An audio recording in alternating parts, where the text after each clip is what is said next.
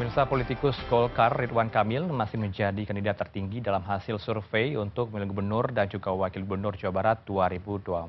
Hal itu terlihat dari hasil survei yang dirilis oleh Lembaga Survei Indikator Politik Indonesia dan juga kami bandingkan dengan hasil survei dari SMRC. Kita akan lihat dulu di slide berikut ini. Untuk yang pertama, kami akan tampilkan ke Anda untuk indikator politik Indonesia yang merilis survei dari 20 hingga 27 Juni 2024 yang mereka survei ya. Siapa yang mereka survei? Yang mereka yang sudah berhak untuk memberikan hak suaranya di kotak suara atau TPS begitu ya, ikut pemilu ya 17 tahun ke atas atau sudah menikah dan juga memiliki telepon. Ini proses surveinya adalah wawancara begitu ya lewat telepon. Sampelnya ada 1.214 responden dan juga untuk tingkat kepercayaan sebesar 95% dan untuk margin of error atau tingkat kesalahannya adalah 2,8%.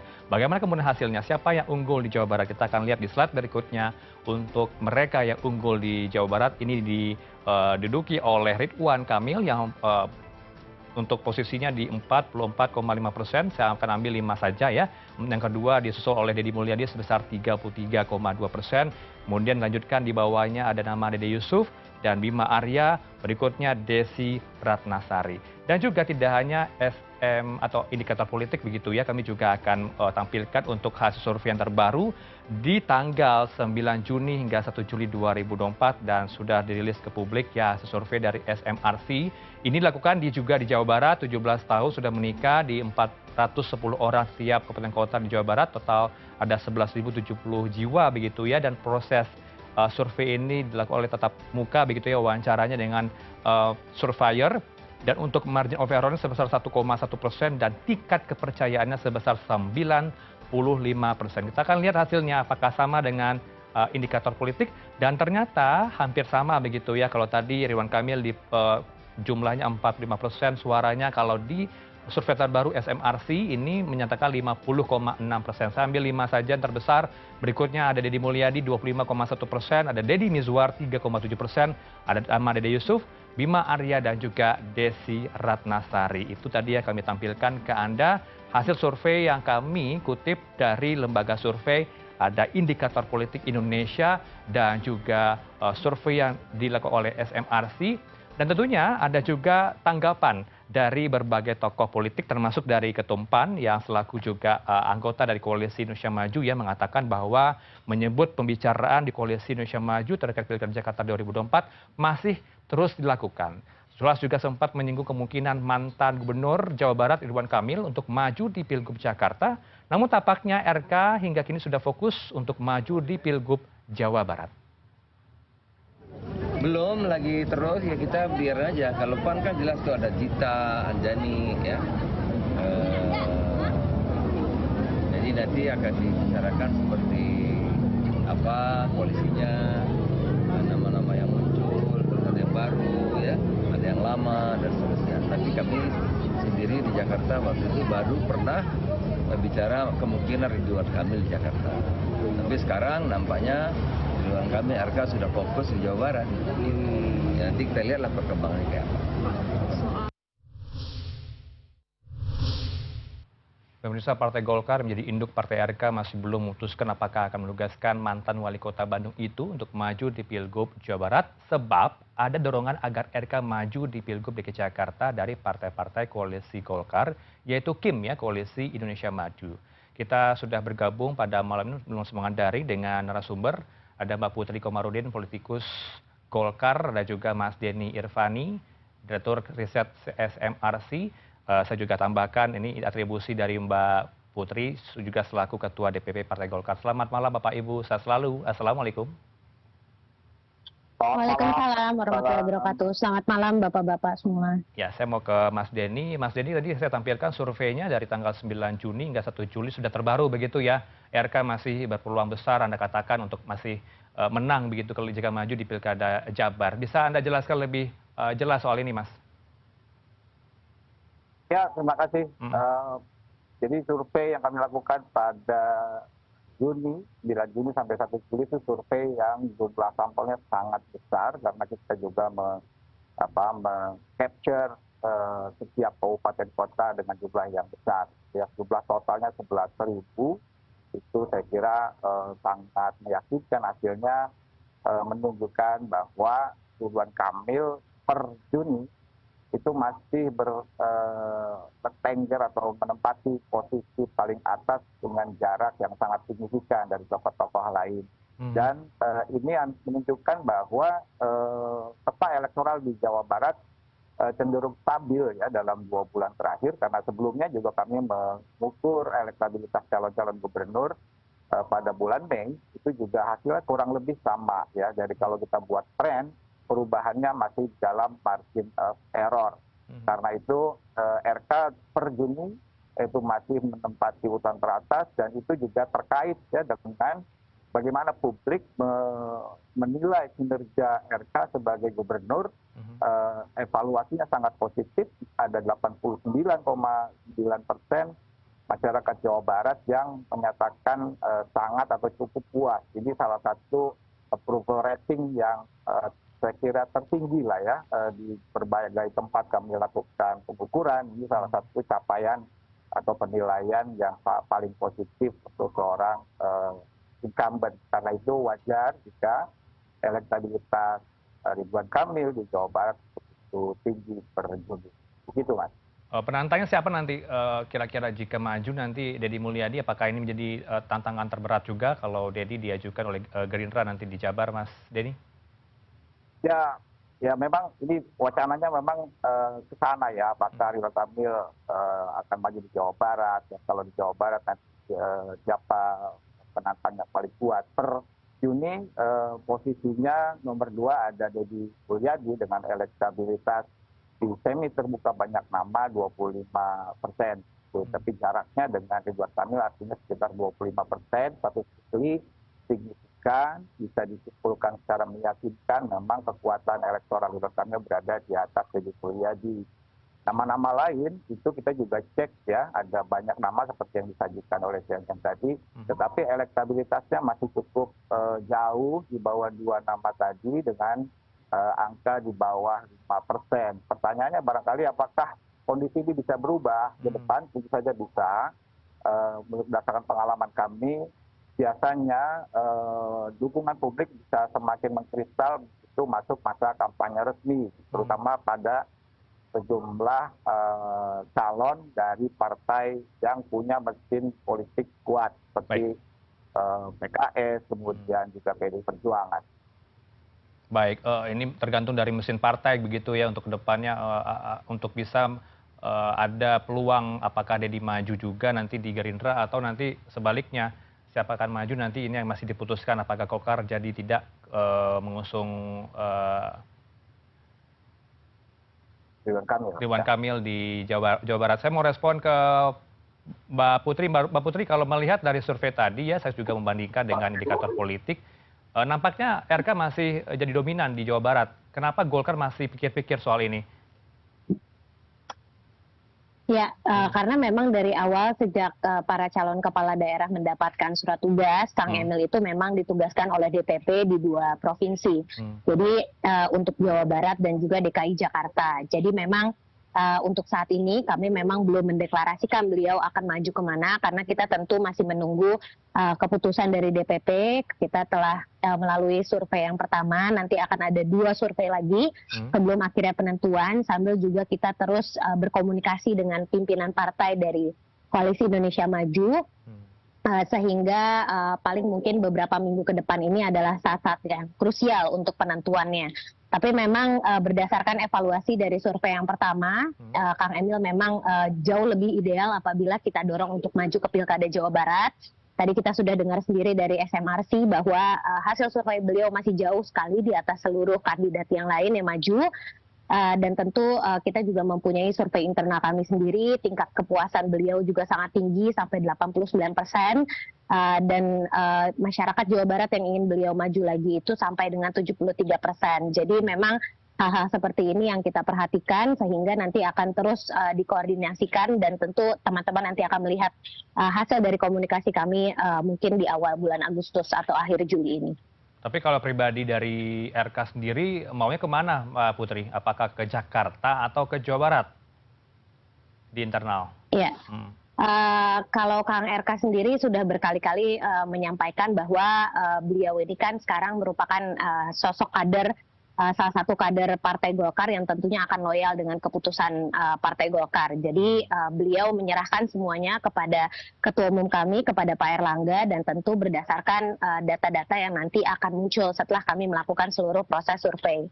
Karena berdasarkan pengalaman kami di Pilkada yang lalu dan di Pileg 2024 ini, karena kita percaya sekali dengan hasil survei dan data, alhamdulillah Partai Golkar mendapatkan kemenangan di berbagai provinsi. Jadi kami sangat memperhatikan proses ini dan kami juga akan melihat hasilnya di survei kedua ini. Tentu harapannya hasil survei Kang Emil tetap baik, konsisten sesuai dengan hasil survei yang pertama, karena seperti yang tadi Mas Denny sampaikan, tentu akan ada banyak dinamika terkait dengan perubahan pada turun naiknya elektabilitas seorang kandidat, sehingga nanti akan kita lihat juga hasilnya setelah survei kedua kami ini keluar. Baik, kami tunggu hasil survei terbarunya begitu Mbak Putri. Mbak Putri dan juga Mas Denny, kami akan putarkan statement dari Kaisang Pangarep, Ketum PSI ya. Ada semacam anjuran dari seorang Kaisang kepada RK, mana yang cocok di Pilkada Jawa Barat atau Pilkada DKI Jakarta. Kita akan putarkan berikut ini pemirsa statement dari Ketum PSI Kaisang Pangarep. Banyak waktu, sebenarnya masih 49 hari lagi, dan kalau kita lihat di survei emang Pak Anies ini sekarang yang paling tinggi, tapi saya rasa Golkar juga punya jagoan. Pak Ketum, ada Pak Ridwan Kamil. Mungkin kalau Pak Ridwan Kamil sudah bosan di Jawa Barat, mungkin bisa mencari tantangan baru Pak di DKI Jakarta. Tapi balik lagi, ini kan politik sangat dinamis, khususnya di Jakarta. Jadi kita tunggu aja sampai nanti akhir pendaftaran di 29. Ya, sudah jelas ya Mas Denny dan juga Mbak Putri tadi disebutkan oleh Kaisang nampaknya mendorong Kim agar mengajukan RK ke Jakarta. Silakan Mbak Putri. Terlebih dahulu. Ya, saya kira ini kan merupakan dinamika ya dalam proses penjaringan. Jadi tentu kami juga sangat senang dan sangat bangga bahwa salah satu kader kami, Kang Emil itu sampai-sampai diperhitungkan di dua provinsi yang memang sangat strategis di Indonesia.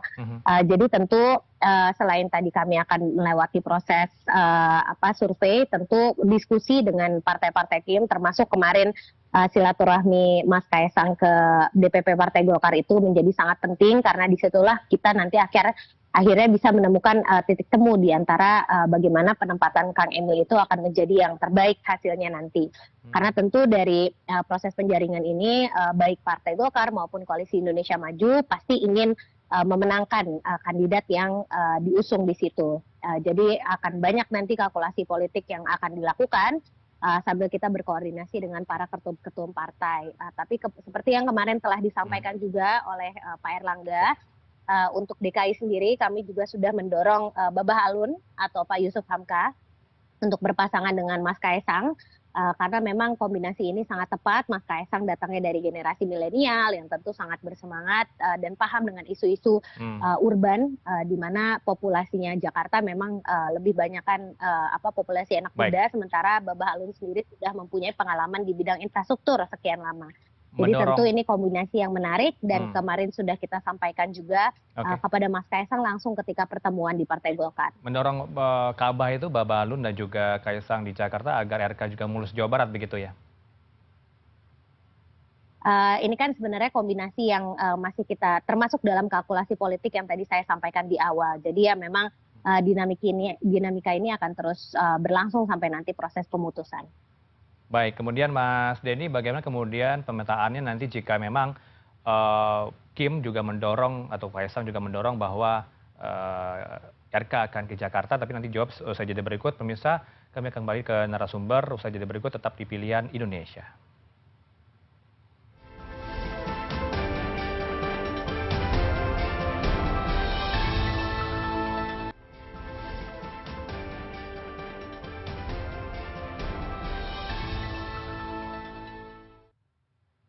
Anda masih kembali di Pilihan Indonesia, pemirsa. Kami masih berdialog soal menyala di sejumlah lembaga survei. Apakah sudah saatnya ini RK fokus saja di Jawa Barat? Kami bersama dengan narasumber ada Putri Komarudin, Ketua DPP Golkar, dan juga dari SMRC, Mas Denny. Kita lanjutkan kembali Bapak Ibu ya.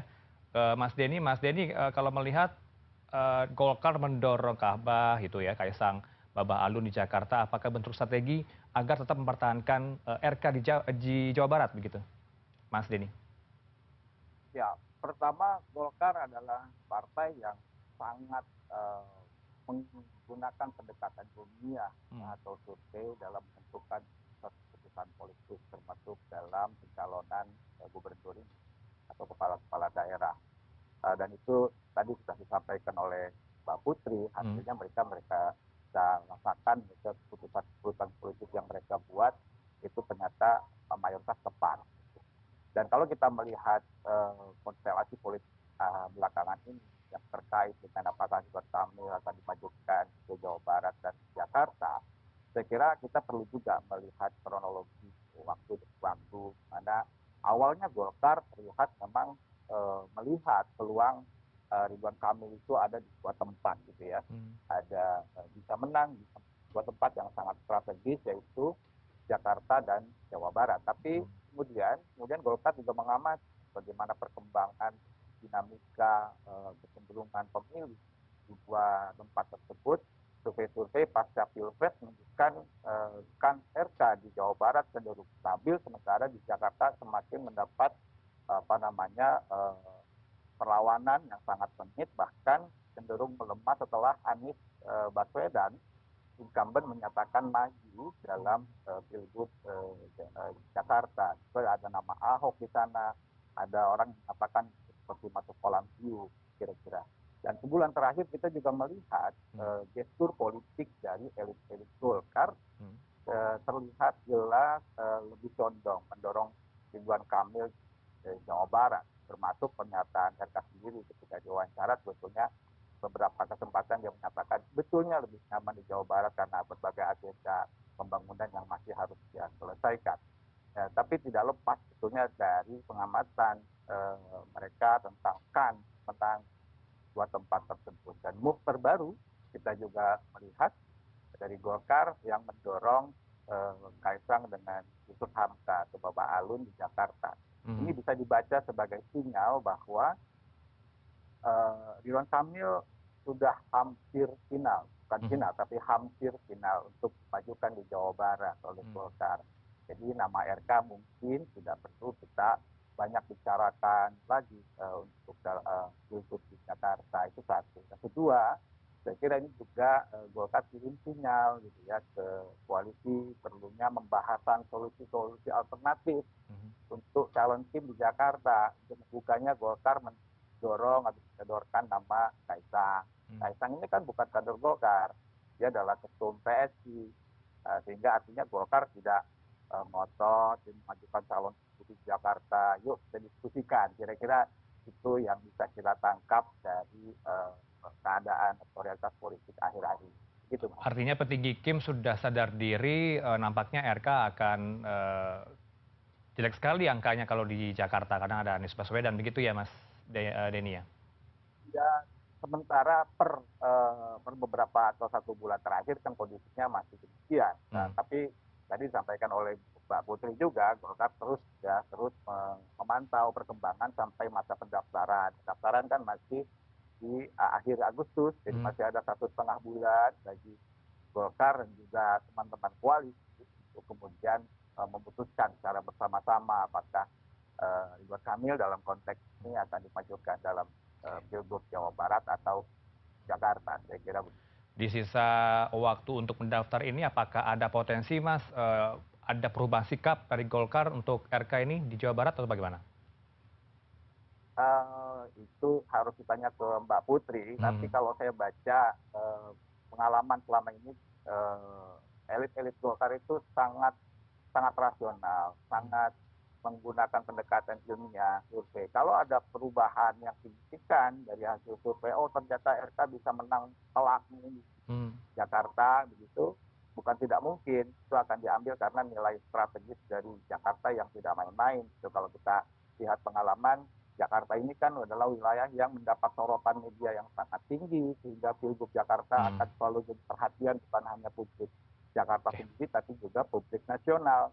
Dan kita lihat juga pengalaman gubernur terpilih akan selalu jadi calon presiden kan gitu. Nah, tapi kalau ternyata dalam 1,5 bulan atau 1 bulan terakhir, 1 bulan ke depan, nanti Golkar akan melihat perkembangan yang tidak banyak berubah, saya kira Golkar akan tetap mengajukan Ridwan Kamil di Jawa Barat, sementara di Jakarta akan dibahas bersama mereka. Baik, saya ke Mbak Putri. Terakhir, Mbak Putri, kemudian kapan sikap Golkar ini akan final memutuskan nasib RK di Jawa Barat ini, dan sejauh mana komunikasi dengan Kim? Dan kalau kita lihat kan memang sejauh-jauh hari sudah ada baliho OTW Jakarta oleh Ridwan Kamil. Ini hanya gimmick-gimmick saja atau bagaimana sebenarnya? Terakhir. Kalau yang OTW Jakarta kan sudah dijelaskan sendiri sama Kang Emilnya ya, bahkan di media sosialnya beliau bahwa itu adalah marketing produk skincare-nya beliau gitu. Memang Kang Emil ini kan orangnya unik dan lucu ya dalam hal menyampaikan pesan-pesan, baik itu pesan-pesan politik ataupun pesan-pesan branding diri beliau sendiri gitu. Jadi ya memang itu salah satu hal yang juga ternyata mendapatkan respon positif dari masyarakat. Dan kalau proses diskusi ini seperti yang tadi saya sampaikan di awal, kalau misalnya tidak akhir bulan Juli ini, awal bulan Agustus, karena sekarang kita sedang proses untuk mengfinalisasi hasil survei kedua yang secara internal kami telah lakukan. Jadi memang akan diumumkan mungkin dekat-dekat ini juga gitu di akhir bulan Juli ini. Jadi kalaupun memang di beberapa daerah seperti yang kemarin sempat terjadi juga, ada beberapa pilihan kita yang berbeda dengan Partai Koalisi Indonesia Maju lainnya, itu kan sebenarnya aktualisasi dari proses demokrasi yang sedang terjadi gitu. Jadi ya ini hal-hal yang sementara ini memang terus dibahas oleh para pimpinan kami di Partai Koalisi Indonesia Maju. Nampaknya konfigurasi politik antara nasional dan lokal itu berbeda sekali ya. Koalisi Indonesia Maju ini berbeda-beda kandidat yang akan diusung begitu di pilkada begitu ya, terakhir Mbak Putri. Karena di beberapa daerah ada yang kami sudah sepakat bahwa koalisi Indonesia Maju memang sepakat untuk mengusung calon yang sama. Jadi memang tingkat kerumitannya itu tidak bisa disamakan untuk provinsi-provinsi, apalagi untuk provinsi yang strategis seperti DKI atau DKJ ini, dan juga tentu Jawa Barat. Jadi ini tentu akan kita komunikasikan selanjutnya. Baik, kami tunggu hasil survei terbaru dan langkah tepat dan juga fixnya begitu dari Golkar untuk jawabannya apakah RK fix ke Jawa Barat atau tidak gitu ya. Mbak Putri, terima kasih untuk waktu Anda, Mbak Putri Komarudin, politikus Golkar, Ketua DPP Partai Golkar juga, dan juga Mas Denny Irvani, Direktur Riset SMRC. Selamat malam Bapak Ibu. Wassalamualaikum. Selamat malam. Assalamualaikum warahmatullahi wabarakatuh.